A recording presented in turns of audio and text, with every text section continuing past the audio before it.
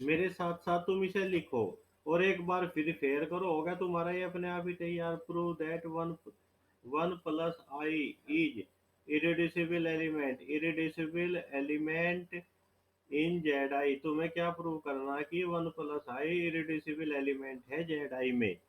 ठीक, तो कैसे करोगे? वन प्लस आई के मतलब तुम फैक्टर मान लो, ए प्लस आई बी और क्या सी प्लस आई डी, ऐसे ही तो होंगे इसके फैक्टर जेड आई में। अब क्या करो, इसके कॉन्जुगेट ले लो, वन माइनस आई क्या हो जाएगा, A minus I B C minus I D. करो इन दोनों इक्वेशन की मल्टीप्लाई करो, इधर तो हो जाएगा टू, इधर क्या हो जाएगा A square plus B square C square plus D square, ये आ गया। और ये जो ए बी सी डी है ये क्या है, ये तो सारे इंटीजर है, मतलब इनकी वैल्यू एक दो तीन चार माइनस एक माइनस कुछ ऐसी है, तो इनके स्क्वायर तो इंटीजर होंगे और पॉजिटिव होंगे। तो देखो ऐसा कब पॉसिबल हो सकता है, ऐसा कब पॉसिबल हो सकता है, ऐसा तब पॉसिबल हो सकता है कि तुम क्या करो, इसे अपने मन में ऐसे मानो, ए स्क्वायर प्लस बी स्क्वायर सी स्क्वायर प्लस डी स्क्वायर, तभी तो हो सकता है। तो क्या हो, इनमें से कम से कम एक फैक्टर तो टू हो, सी को भी वन वैल्यू दे ली हमने, डी को भी वन वैल्यू दे ली, ठीक है। और ए स्क्वायर प्लस बी स्क्वायर कितना होना चाहिए, वन, ये कब पॉसिबल है, या तो ए वन हो या बी वन हो, तभी तो पॉसिबल है। तो क्या ए प्लस आई बी की वैल्यू क्या आ जाएगी फिर, या तो वन आएगी या आई आएगी, अगर हम ए या बी को वन रखे। अब देखो जेड आई में वन का भी इनवर्स है आई का भी इनवर्स है, तो इनमें से तो क्या होगा, जो फैक्टर तुमने लिए थे एक फैक्टर यूनिट मिल रहा, तो जो तुमने फैक्टर लिए वे तो फिर सही नहीं है, एक फैक्टर क्या मिला, यूनिट मिला, इसका मतलब क्या हो गया कि one plus I is irreducible, ये तो इरेड्यूसिबल एलिमेंट है, कहा इन जेड आई, इसके तुम फैक्टर नहीं कर सकते, है नहीं। इरेड्यूसिबल का देसी भाषा में क्या मीनिंग है, फैक्टर। तुम कह रहे हो तो बहुत अच्छे से समझ में आया। एक क्वेश्चन अगर और ऐसा ही मिल जाए, चलो एक क्वेश्चन और कर दो भाई। क्या, prove that two plus under root of minus five is irreducible, ये भी इरेड्यूसिबल एलिमेंट है, कहा इन इस रिंग में जेड रूट माइनस फाइव, ये इस रिंग का इरेड्यूसिबल एलिमेंट है। तो मान लो इसके भी फैक्टर क्या करोगे तुम, इसके फैक्टर मानने के लिए A plus B root minus five C plus D root minus five, ये फैक्टर मानिए। लो कॉन्जुगेट वन माइनस रूट, क्या आ जाएगा ये A minus B root minus five C minus D root minus five, करना इन दोनों की मल्टीप्लाई, ये कितना हो जाएगा, इधर हो जाएगा नाइन, पाँच और चार नौ, इधर हो जाएगा A square plus five B square और C square plus five D square, ये हो जाएगा, ठीक है। देखो ए भी इंटीजर बी भी इंटीजर सी भी इंटीजर डी भी इनके स्क्वायर तो पॉजिटिव इंटीजर। देखो ऐसा कब पॉसिबल हो सकता है, तुम नो को क्या सोचो, थ्री इंटू थ्री सोचो, तो ना तो यू फैक्टर कभी भी थ्री बन सकता है, ए बी की वैल्यू रख लो, ये ना ये बन सकता, तो ये तो पॉसिबल नहीं है। तो दूसरी पॉसिबिलिटी क्या है, तुम इसे वन इंटू नाइन सोचो, वन इंटू नाइन सोचोगे तो ऐसा कब पॉसिबल है, A square plus five B square, इस फैक्टर को तुम अपने मन में वन मानो, और C square plus five D square इसे क्या मानो, नाइन मानो। तो नाइन के लिए कब है, डी को वन वैल्यू दो सी को टू वैल्यू दो, ठीक है। यहाँ ए को वन वैल्यू दो बी को जीरो वैल्यू दो, तो जब ए को वन बी को जीरो वैल्यू दोगे तो A plus B root minus five कितना आ गया, वन। वन तो यूनिट है, वन का तो इनवर्स एग्जिस्ट करता है इस रिंग में, तो जो तुमने फैक्टर मानने हुए तो फैक्टर ही नहीं है, उनमें से एक एलिमेंट यूनिट आ रहा, तो क्या होगा, ये इरेड्यूसिबल एलिमेंट है। आया समझ में बहुत अच्छे से। देखो इरेड्यूसिबल एलिमेंट तो तुम्हारे समझ में आ गया। अब तुम कह रहे कि एक एग्जांपल ऐसे ही हमें प्राइम एलिमेंट का और पता चल जा, कैसे पता करते हैं प्राइम एलिमेंट, ठीक है। देखो तो चलो एक क्वेश्चन ले लेते हैं, वो कह रहा कि prove that, prove that 3 is not prime in Z root -5। हमें क्या प्रूव करना कि जो 3 है वो प्राइम नहीं है जेड रूट -5 में। ठीक है, देखो 3 के मैं क्या करता हूँ, मैं 9 को ऐसे लिख सकता हूँ नहीं, 2 प्लस रूट ऑफ -5 और 2 minus root of -5, A plus B, A minus B, ऐसे तो लिख सकता हूँ भाई मैं 9 को।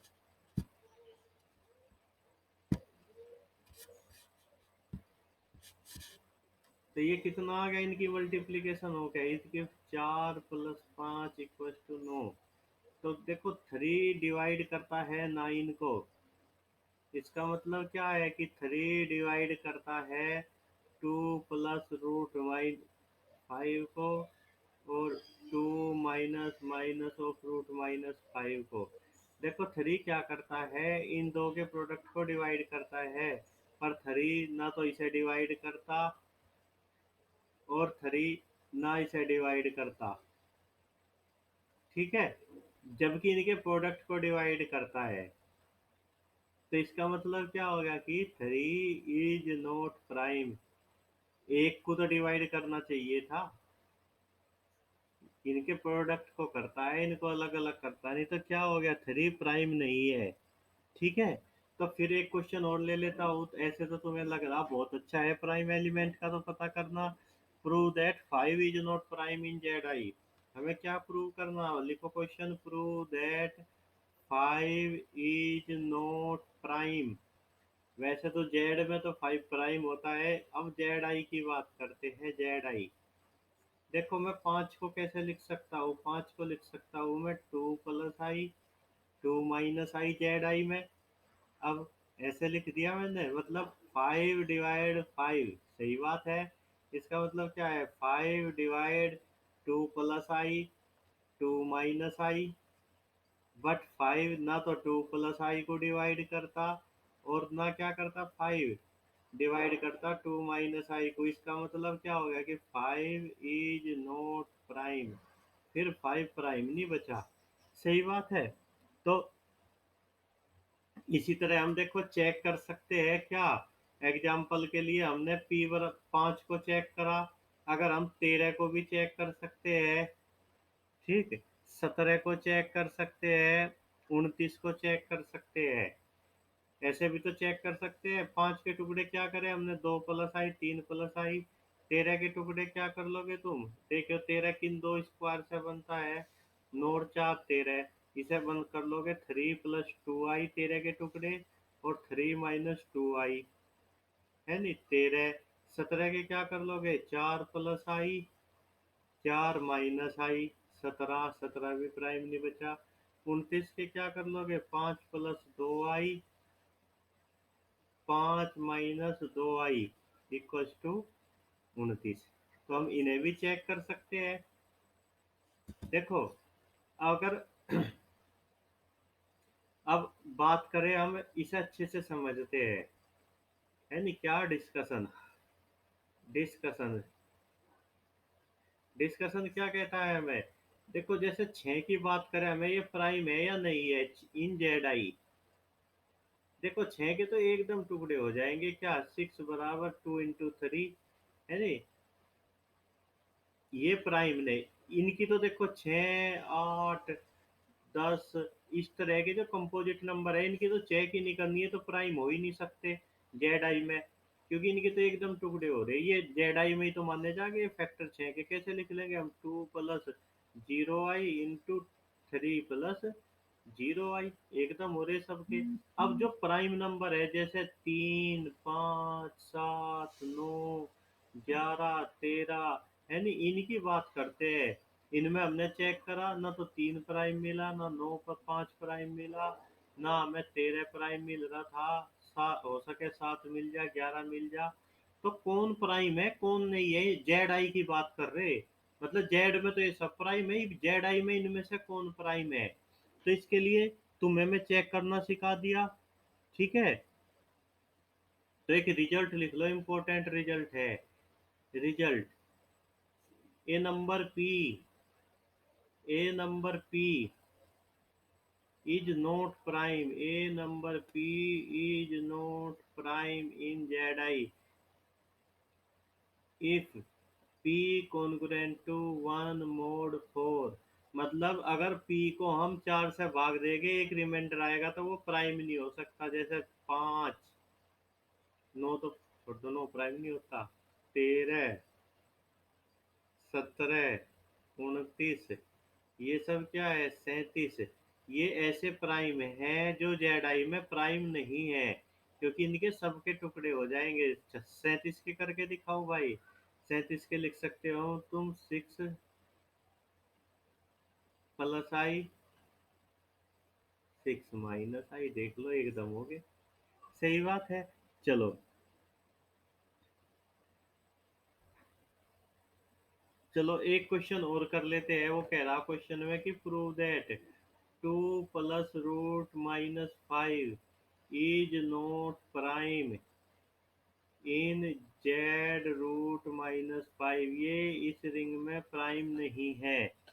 ये इस रिंग में प्राइम, देखो अपने मन में ऐसे सोचो, इसका कॉन्जुगेट कितना हो जाएगा, इसका कॉन्जुगेट कितना हो जाएगा, ये हो जाएगा, इन दोनों की गुणा करे कितना आ जाएगा, 9 आ जाएगा, है नहीं, 9 आ जाएगा।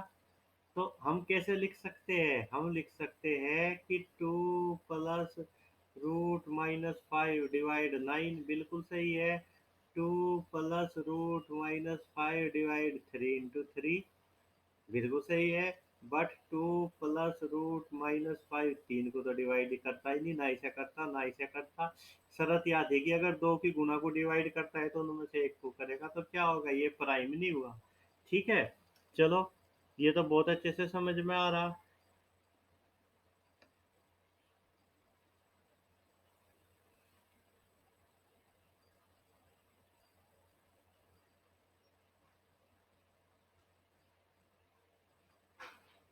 तो फिर मैं तुम्हें एक रिजल्ट लिखवा देता हूँ, है नहीं, इस टाइप के रिजल्ट। वो कहता है कि A plus root minus P into B, इस टाइप का एलिमेंट। शर्त यह है कि A non zero is not prime, इस टाइप का एलिमेंट कभी भी प्राइम नहीं होगा in Z root minus P, इस टाइप की रिंग में। जैसे क्या, 2 प्लस, हमने अभी तो ये ले रखा था, इज नॉट प्राइम, हम एकदम कहेंगे is not prime in Z root minus 5। सही बात है। ये माइनस पी और ये जब मैच कर जाएंगे, बशर्ते ये पहले वाला नॉन जीरो हो, तो ये कभी भी प्राइम नहीं होगा। ठीक है, चलो, फिर वो कह रहा कि एक क्वेश्चन और ले लो। एक क्वेश्चन वो कहता है कि प्रूव दैट, क्या कह रहा कि prove that 2 is prime, 2 prime element है, but not irreducible, irreducible in Z six. वो कह रहा कि दो प्राइम एलिमेंट है पर इरिड्यूसिबल नहीं है जेड सिक्स में। ठीक है, देखो, फिर इसके टुकड़े करके दिखाओ जब ये इरिड्यूसिबल नहीं है जेड सिक्स में। तो हमने क्या मान लिया इसे, टू बरा, देखो जेड सिक्स की बात करते हैं पहले। जेड सिक्स में कौन है, जीरो है, एक है, दो है, तीन है, चार है, पांच है। ऑपरेशन है एडिशन मॉडुलो 5, मल्टीप्लीकेशन मॉडुलो 5। इसकी यूनिट कौन होती है जेड सिक्स की, बताओ, जो छह के रिलेटिवली प्राइम, एक और पांच, यही दो एलिमेंट यूनिट है इसमें। तो मैं दो के टुकड़े करके दिखाऊं, दो को लिख दूंगा मैं 4 इंटू 2, बिल्कुल सही बात है। देख लो, 2 बराबर 4 इंटू 2, 8 को दियो 6 से भाग, दो ही रिमाइंडर नहीं आएगा। देखो, ना तो 4 यूनिट है ना 2 यूनिट है, ना इधर 4 नोर 2 इज ए यूनिट। इसका मतलब दो के फैक्टर हो गए, तो इसका मतलब क्या होगा, 2 इज रिड्यूसेबल, ये तो रिड्यूस हो रहा। सही बात है। तो रिड्यूस हो गया किस में, जेड सिक्स में।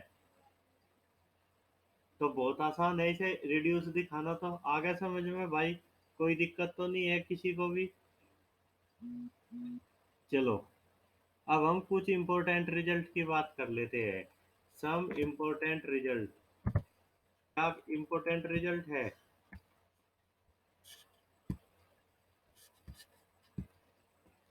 सम important result. Some important result. अब हम कुछ इम्पोर्टेंट रिजल्ट की बात कर लेते हैं भाई। ये पहला लिखो। Result, every field is PID. Every field is PID. जो फील्ड है वो पीआईडी होगा ही होगा। ठीक, ब्रैकेट में इंपॉर्टेंट लिख लेना, converse not true. Converse true नहीं होता कि जो पीआईडी है वो भी फील्ड होगा। जैसे जेड है, पीआईडी था, सारे आइडियल प्रिंसिपल थे, बट नॉट फील्ड। ये फील्ड नहीं होता। क्यों नहीं होता जेड फील्ड? इनवर्स कहाँ चलाओगे इसमें एलिमेंट का। ठीक है। दूसरा इंपॉर्टेंट रिजल्ट लिखो। In an integral domain. In an integral domain. Integral domain की बात कर रहे हैं हम। Every prime is irreducible in an integral domain. Every prime, जो एलिमेंट प्राइम है वो इरेड्यूसिबल होगा ही होगा। इज इरेड्यूसिबल, तुम कहोगे जेड सिक्स में तो था ही नहीं भाई। जेड सिक्स इंटीग्रल डोमेन कब है? वो तो तब होता जब छह प्राइम होता। ठीक है। इंटीग्रल डोमेन में प्राइम एलिमेंट इरेड्यूसिबल होगा ही होगा। तीसरी बात, in an P I D. In an P I D an element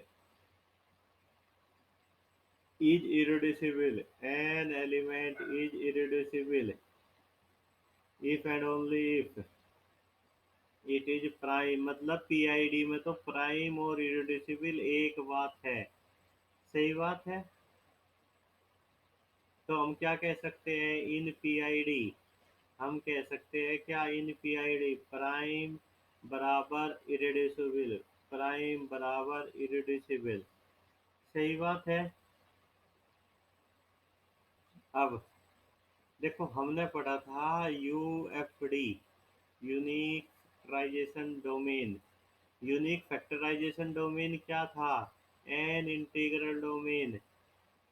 N integral domain is called UFD. किसी भी इंटीग्रल डोमेन को हम यूएफडी कब कहते हैं? जब प्रत्येक non zero non unit element को हम क्या कर सकते हैं? Non zero non unit element can be expressed as product of irreducibles uniquely. उसे हम इरेड्यूसिबल एलिमेंट के प्रोडक्ट के रूप में यूनिकली लिख सकते हैं। जैसे एग्जांपल के लिए क्या? जेड। एग्जांपल के लिए क्या है? जेड। जेड में हम देखो क्या लिख सकते हैं। किसी को भी लिख के दिखाओ एग्जांपल के लिए। जैसे हमें नो लिखना, तो 3 into 3 एक ही तरीका है इसे इरेड्यूसिबल फैक्टर के रूप में लिखने का, दूसरा कुछ है ही नहीं। ठीक, तुम ये नहीं कह सकते कि 1 into भाई 9 तो फिर टूट जाएगा ऐसे फैक्टर जो और आगे ना टूटे। ठीक है। तो यूएफडी समझ में आ गया। अब हम बात करते हैं एक important result, Z root D.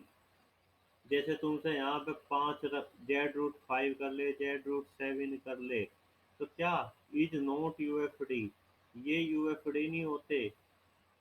If D congruent to 1 mod 4, अगर डी को हम 4 से भाग दे दे और 1 रिमाइंडर आए तो ये यूएफडी नहीं होगे।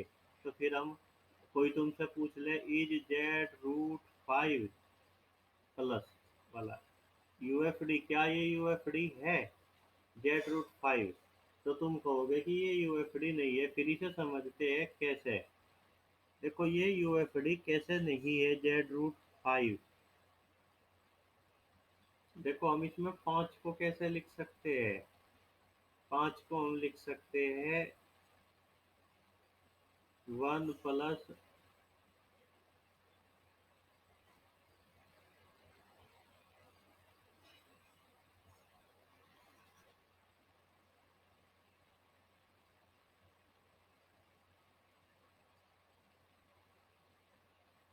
कैसे भाई, इसका एग्जाम्पल तो एकदम दिमाग में नहीं आया, चलो मैं इसे बताता हूँ। ठीक है,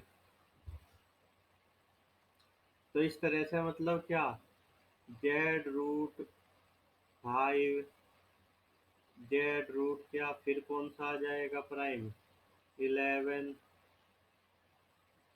Z रूट क्या, 13, ये सब क्या हो जाएंगे, इज नॉट यूएफडी, ये यूएफडी नहीं हो सकते। ठीक है, जब प्राइम क्या करेगा, 4 से डिवाइड होके क्या देगा, 1 रिमाइंडर देगा, तो वो फिर क्या प्राइम नहीं हो सकता, सही बात है। तो कैसे, इसे मतलब इसके टुकड़े कैसे होते हैं मुझे ये दिखाना ही पड़ेगा। चलो एक एग्जांपल ले लेते हैं, हम इसे ले लेते हैं Z√11 को। देखो हम 11 को क्या लिख सकते हैं, 11 को लिख सकते हैं हम, किस किस का स्क्वायर है 11 का,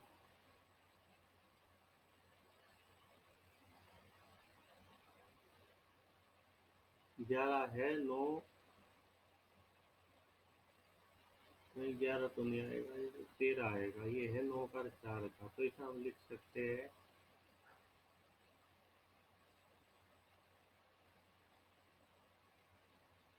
इसे लिख सकते हैं 9 + 4, इसे हम क्या लिख सकते हैं, इसे लिख सकते हैं हम 3 +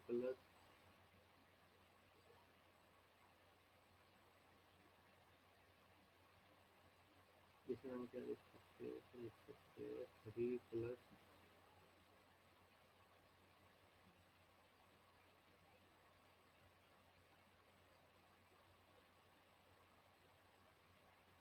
चलो भाई ये मेरे दिमाग में नहीं आ रहा, मैं इसे फिर बताता हूँ, ठीक है। तो चलो एक क्वेश्चन पूछ लेता हूँ मैं तुमसे, नेट में हुआ, वो कहता है कि आर क्या है, आर एक रिंग है Z√-5, इसका एक एलिमेंट है ए किसके बराबर है, 3 + √-5, सही बात है। तो तुम्हें चार विकल्प दिए, बताना कितने विकल्प सही है। ए प्राइम एलिमेंट है, दूसरा विकल्प A is irreducible, A irreducible element है, R is UFD, R is UFD, R is not UFD. देखो हम इसे कैसे करेंगे, ये तो मैं अभी बताया था, A + - P√B, और ये जब मैच हो जाए प्राइम तो हो ही नहीं सकता, एज प्राइम ना, एज इरेड्यूसिबल, इरेड्यूसिबल कैसे चेक करेंगे हम, 9 और 5 14, इक्वल्स टू हम क्या लिख देंगे, 9 प्लस, इसे लिख देंगे A² + 5B² और C² + 5D² है नहीं, कंजुगेट से मल्टीप्लाई करेंगे, ये हो ही नहीं सकता कभी भी, है नहीं, से तुम कभी भी 2 × 7 की फॉर्म में नहीं ला सकते, ना यू कभी भी 7 बनेगा, ना यू कभी भी 7 बनेगा।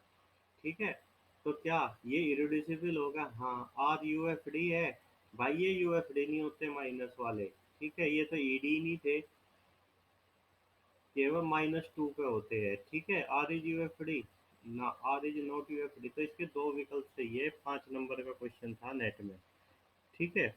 चलो देखो मैं तुम्हें क्या क्या बता दिया, एग्जाम्पल बताए, आज प्राइम एलिमेंट चेक करना बताया, इरेड्यूसिबल बताया। अगर भाई तुम इसे अच्छे से समझना चाहते हो तो तुम क्या करो, इसे कॉपी पे लिखो और एक दो एग्जाम्पल बुक से भी करने की कोशिश करो। कृष्णा की बुक में हर जगह इनके बहुत सारे एग्जाम्पल मिलेंगे, प्राइम एलिमेंट के, इरेड्यूसिबल एलिमेंट के, इसके तुम्हें बहुत सारे एग्जाम्पल मिलने जा रहे, सही बात है। तो चलो अब हम अगला जो टॉपिक पढ़ेंगे वो पढ़ेंगे पॉलिनोमियल रिंग, वो बहुत इंपॉर्टेंट टॉपिक है पॉलिनोमियल रिंग, उसे हम कल पढ़ेंगे, आज यहीं छोड़ देते हैं। ठीक है भाई, किसी को कोई दिक्कत हो, समझ में ना आया हो तो बताओ।